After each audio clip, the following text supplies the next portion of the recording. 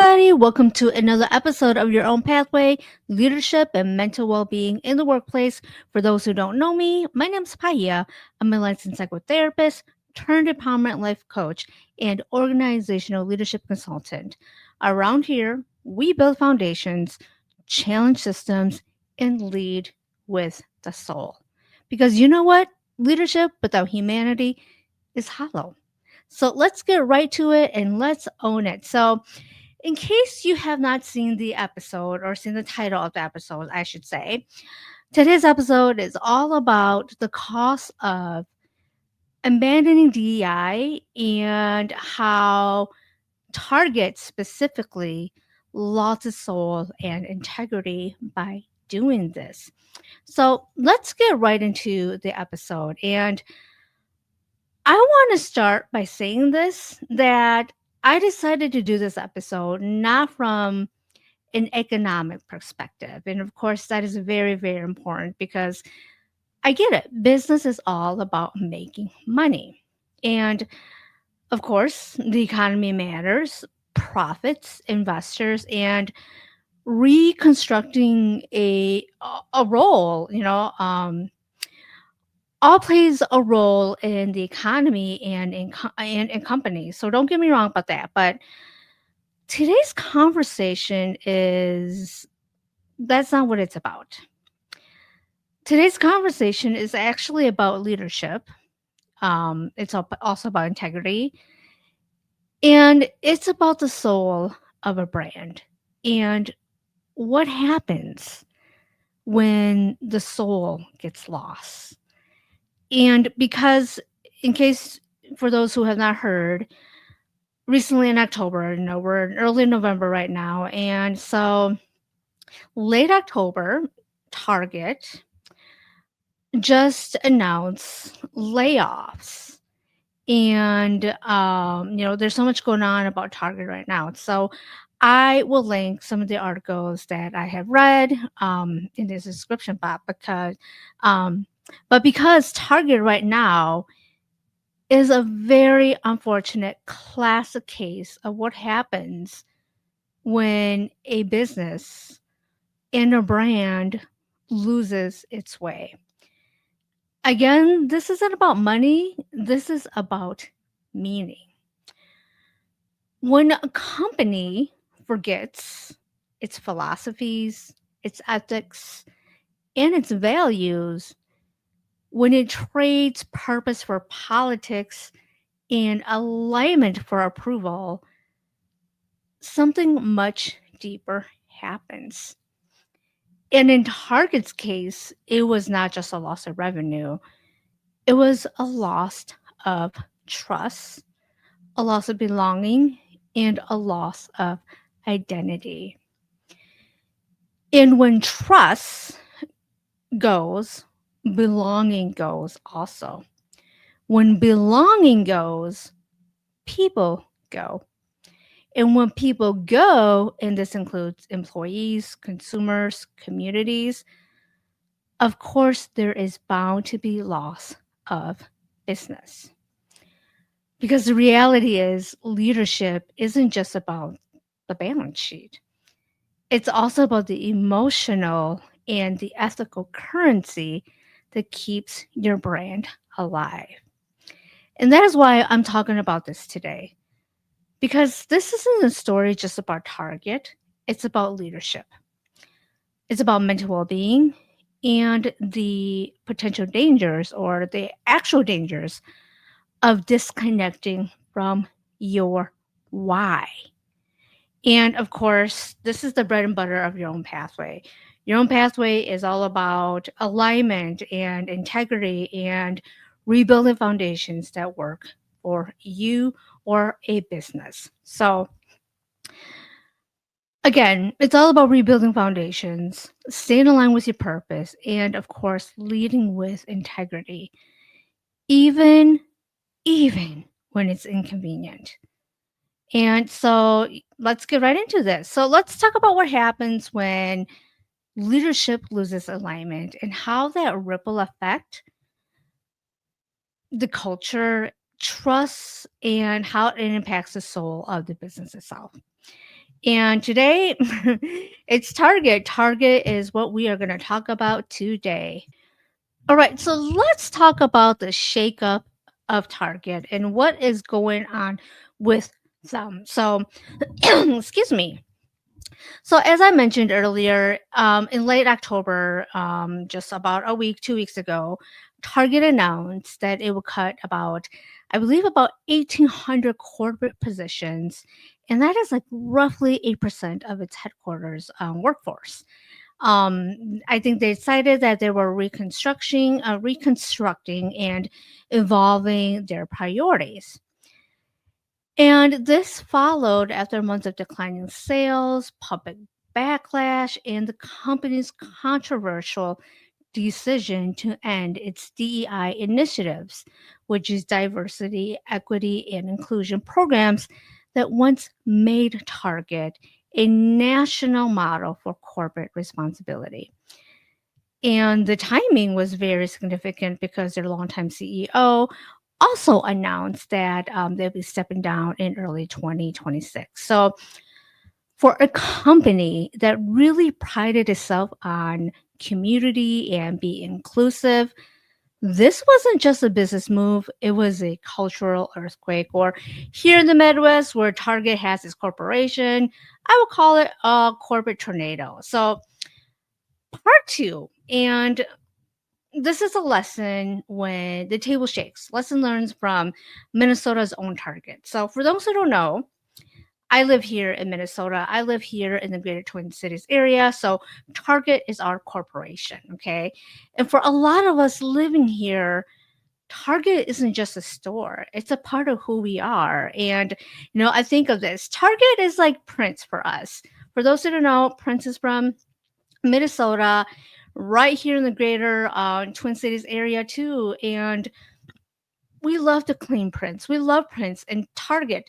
We love to claim Target and Prince. So we still claim Prince. Target, now we're a little like, oh my gosh, what happened to you, Target? So Target is so woven into our identity. We see it everywhere. We see the big bullseye downtown.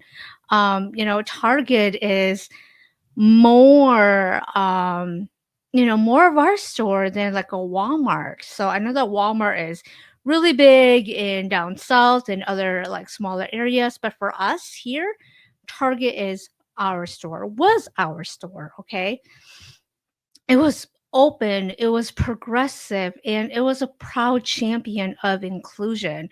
It supported LGBTQ plus, it supported voices and collaborating with diverse creators.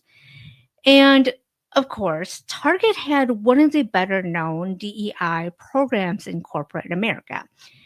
And they were just not for show, but they really, really did the talk and did the walk. And what they symbolized by doing that was they were known for, again, for their advocacy, they were known for their integrity, they were known for their representation and belonging.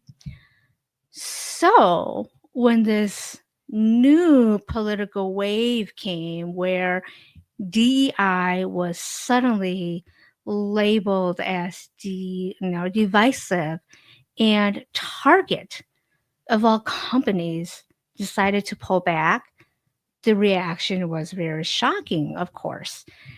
And people were shocked, surprised, I think disappointed, and of course very heartbroken because Target was known to be the trusting place. And again, for a lot of us, a lot of Minnesotans, Target wasn't just a brand, it was a safe place for many people. So when that symbol fell silent, trust was broken.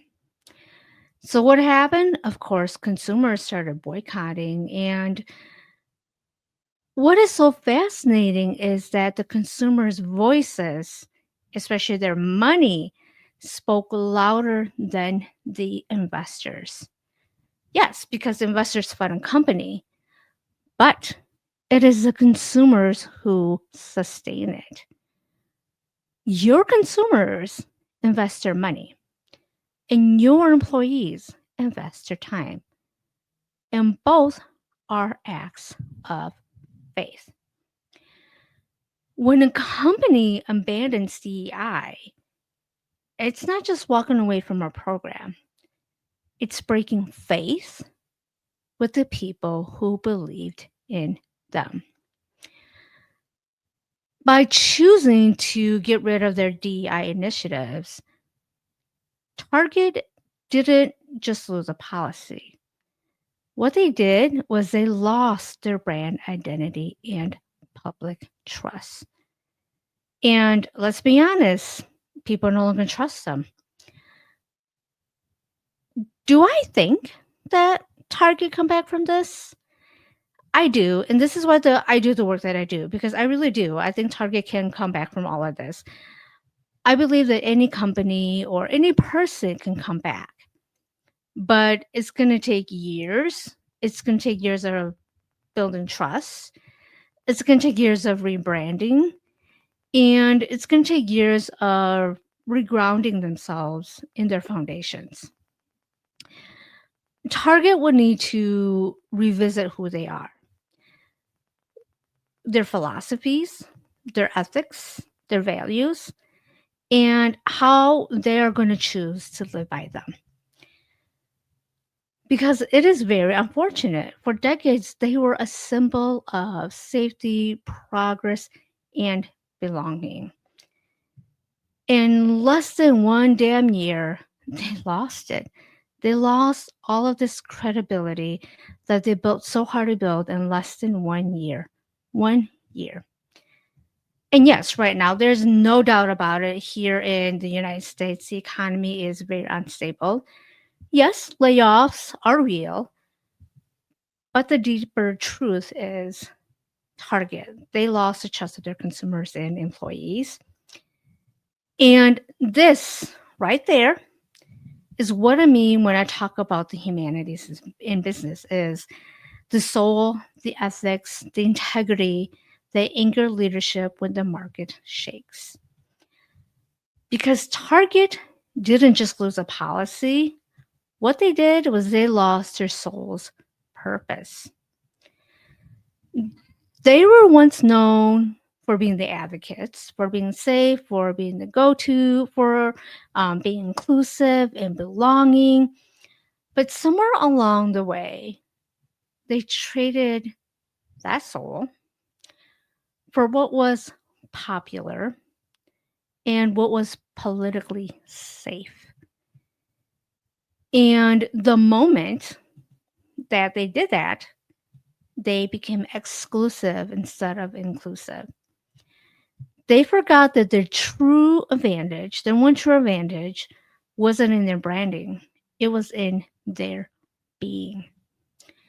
When a company abandons its ethics, philosophies, and humanity, it loses its soul. And when the soul leaves the business, no amount of strategy can bring it back until the people leading it decide to live with purpose again. And that is a real lesson here. Integrity is not seasonal. Alignment is not optional. And the soul is strategy. Because when the soul leaves the business, the people will too. So, why did this all even happen in the first place? Why is there such a push against DEI, and why are so many people threatened by DEI? And there are lots of things. There are lots of things and lots of reasons on why DEI feels threatening for a lot of people. And today I'm going to dissect some of it because honestly, there's so many reasons, and I could do more episodes on this. Like I could do so much more episodes on this. And so for today's episode though, I'm going to talk about systems, like the system of corporate culture and DEI, and honestly why it feels so threatening. So DEI feels very threatening because it forces organizations to look inward. It challenges the comfort zones. It asks leaders to question systems that have long kept certain people comfortable and others invisible. And if you ever worked in corporate spaces or in just basically anywhere, I've worked in lots of places and I've never escaped this. And I've seen it, you've seen it, we've all experiences is the good old boy system. Yes, I am going there today. I'm going there. I'm going to talk about the good old boy system. So, what exactly is the good old boy system? The good old boy system is a system that protects other systems. And so, in this case, it's a good old boy protecting the good old boy. What they do is they hire each other, they promote each other, and define fit in ways that keep the circle closed. And here's a phrase that I heard so many times when there was a policy change, when there was a new process in place, or there was something new and progressive or uncomfortable that was proposed. I would always have people say, or like moan and groan and say, oh, if it ain't broken, don't fix it. Why are we fixing it? And when people said that, I had to really think. And I always asked, who isn't it broken for? Who isn't it broken for? Because just because something isn't broken for you, it doesn't mean that it's not broken for someone else or for other groups of people. And that is exactly why DEI makes other people uncomfortable. It shines on light. It shines a light on who the system is benefiting and truly working for. Historically, no denying this, certain groups benefited from structures that excluded others. And to them, it didn't look broken. It seemed normal. But to everyone else that wasn't normal, the system was imbalanced. So when DEI enters the room, it threatens the old sense of order, that privilege protecting privilege. When equality starts tilting the scale, those sitting high often mistake that shift for attack. But real leadership isn't about protecting comfort. It's about protecting people. Growth begins the moment when you or when we say, it might not be broken for me, but if it's breaking for others, it still needs to be fixed. And that is the difference between performative leadership and transformative leadership. So, why dropping DEI hurts? It's beyond the optics. And so, when a company drops its DEI initiatives, it's never just a policy change, it's a message that says loud and clear that this no longer matters. And that message hits differently for the people inside. Because when inclusion disappears, trust collapses. Employees start asking, if they're cutting this, what else would they compromise? And that's when the quiet exodus begins. It's often not the dramatic resignations, but the slow, silent burnout. It's the disengagement. It's the quiet quitting. The people who used to speak up, stop speaking up. And there are also the ones who stop believing.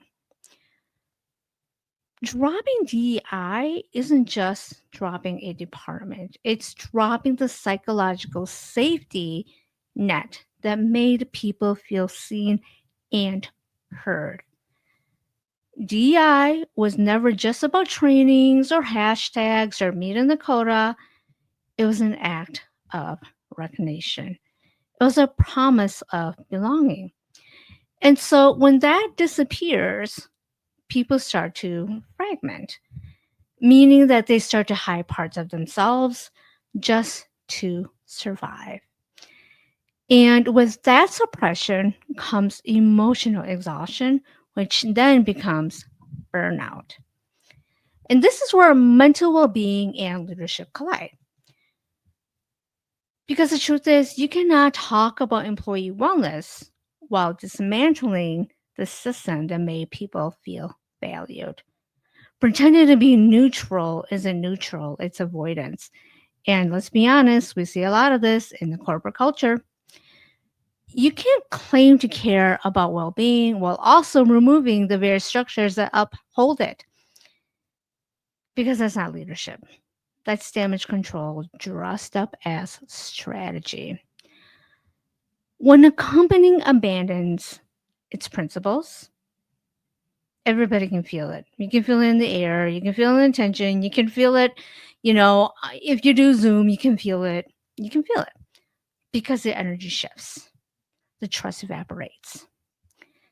And soon the culture is on survival mode. And when people are in survival mode, mental health plummets. Creativity is non existent and innovation dries up.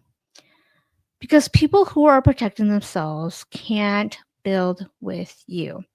They're too busy in protecting their peace. So when I look at Target now, I don't just see corporate restructuring, I see a breakdown in alignment. And that is what happens when fear replaces integrity, when you stop leading and you start reacting. Leadership isn't supposed to be reactory. Leadership is supposed to be responsive, intentional, and rooted in purpose. So that's why walking away from DEI isn't just a PR issue, it's a leadership crisis. So, moving on, how can we reframe all of this? And how do we reframe this like DEI part of like leadership and well being? So, what if DEI actually wasn't a threat, but an ally to leadership growth? What if inclusion isn't just, a checkbox, but actually a leadership muscle? Or what if embracing DEI actually strengthens empathy, emotional regulation, and the ability to hold complexity? And that is the core of modern leadership. Again, the goal, with me talking about this, it's not about being perfect. It's about finding alignment and being aligned. Because when you lose alignment, fear takes the wheel. And when fear drives leadership, burnout isn't far behind. So, whether you leave a global brand like Target or a small team, remember this: DEI isn't about politics, it's about people. And when people thrive, so does performance. So, to close this out, I want to say I acknowledge that building a business, having a brand it's very challenging and it's very difficult. And I'm not saying that this is easy work at all.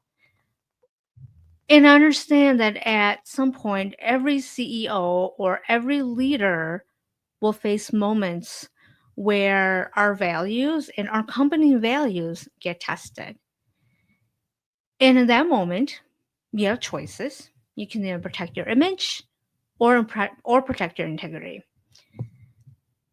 DEI is not a trend, it is a mirror. And when that mirror cracks, you have a choice: look away or rebuild it piece by piece. So, to anyone who is watching this, if you're a leader, you're a CEO, you're a founder, whoever you are, here is your invitation to lead, to heal, to rebuild what is broken, starting with yourself. self. Don't just preach about inclusion, practice the alignment. Just to restore your reputation, restore your humanity. And when the noise fades and the table shakes, because it will, stay grounded in who you are, what you stand for, and why you started all of this. Because that is what real leadership looks like. And as always, when you find it, own it. So that is all I have for you all today. And if this episode, if you're a leader or, mental well-being in the workplace really hits home to you, I ask that you like this episode. And if you're new to my channel and enjoyed all my other episodes too, please hit the subscribe button. So this is the type of work that I love to do. And I believe that we can really heal and work on ourselves and also better our businesses and lead with integrity and definitely lead with alignment. So I will see you all next time and take care, everybody.